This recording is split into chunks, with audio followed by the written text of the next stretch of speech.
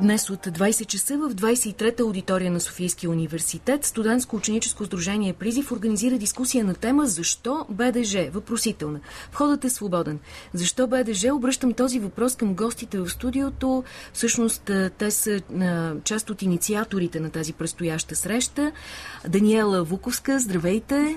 Веселин Кирев от Гражданската инициатива за обществен и релсов транспорт и Георги Статков, който е бивш железничар. Приятно ми е, че сте тук. Защо БДЖ? Въпросът е кратък, но важен. Какъв е студентският интерес по темата БДЖ? Кой от вас двамата е студент или и двамата? Ние в момента не сме студенти, но смятаме, че те също са засегнати от този проблем. Ние сме завършили. Студенти, да. Нямаме нищо общо с БДЖ по принцип. Аз съм археолог по образование, а тя е завършила икономика и екология в УНСС.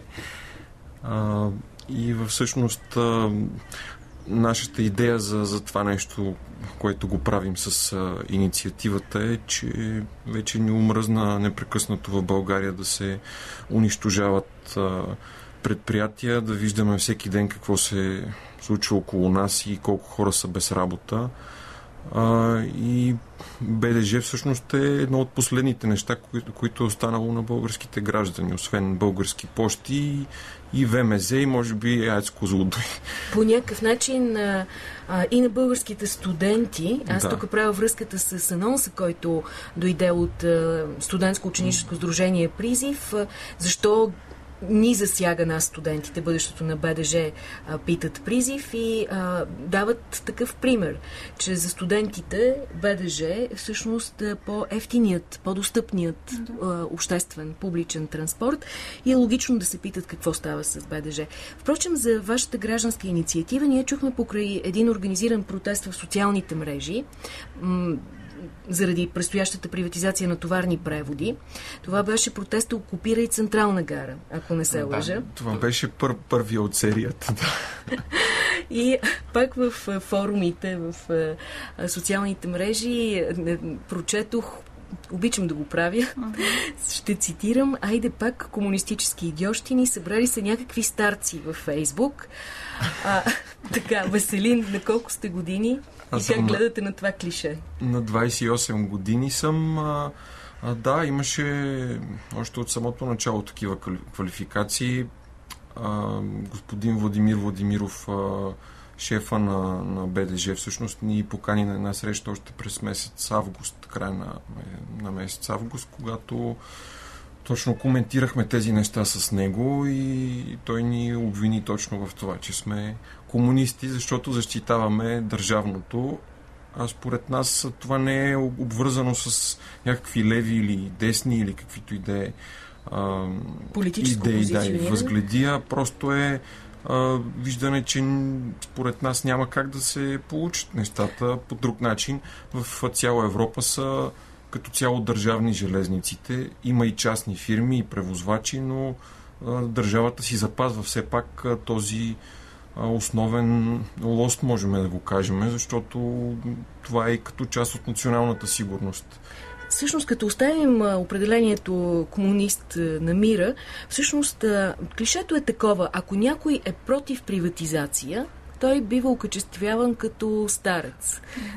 Даниела, имате ли коментар върху това? Не ви питах вие на колко сте години. Аз съм на 25, значи не мисля, че съм старец и скоро няма да бъда, така че нямам някакви такива нито идеологически, нито каквито и да било пристрастия, така че аз просто защитавам това, което смятам за редно. Намирате, че БДЖ е публично благо. Това се чете в вашата аргументация.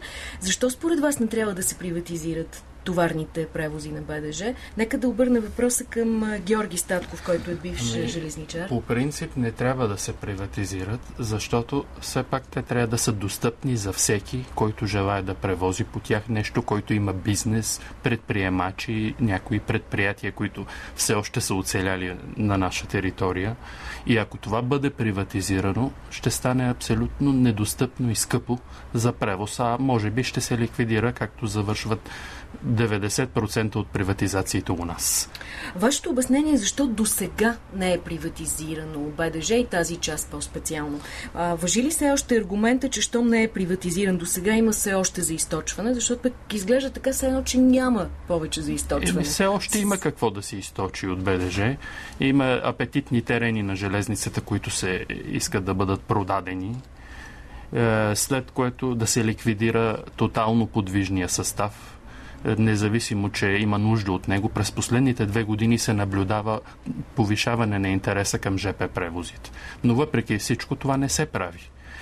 Разписанията на пътническите влакове се правят все по-неудобни, особено когато се налага да се прекачва човек на възлова гара. Много пъти се налага да чака часове за връзка. Впрочем, една от формите на протест, четох доста интересен репортаж във вестник Сега, който е препечатан и на страницата на блога на вашата гражданска инициатива за обществени релсов транспорт, протестът е бил конкретно и по отношение на тези закъснения на влакове и препълването на влаковете.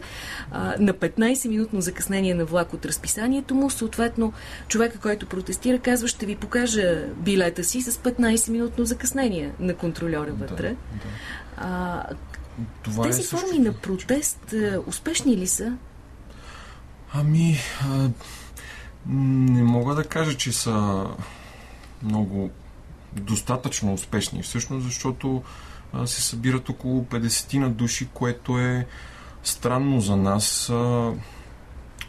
Ние пак искам да повторя, не сме обвързани с политически партии, не сме и НПО всъщност. Странно е, че например еколози, зелени не подкрепят открито това нещо. Нали?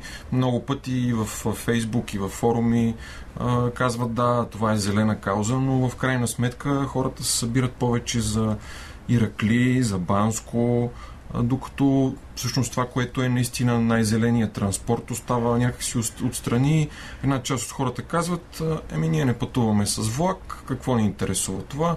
Друга ни казват на нашата подписка, която събираме и в момента, ни казват: то всичко е приключено, значи няма смисъл да се борите. Ние казваме: докато не е приключено, значи докато не е приватизирано, все още можем нещо да направим.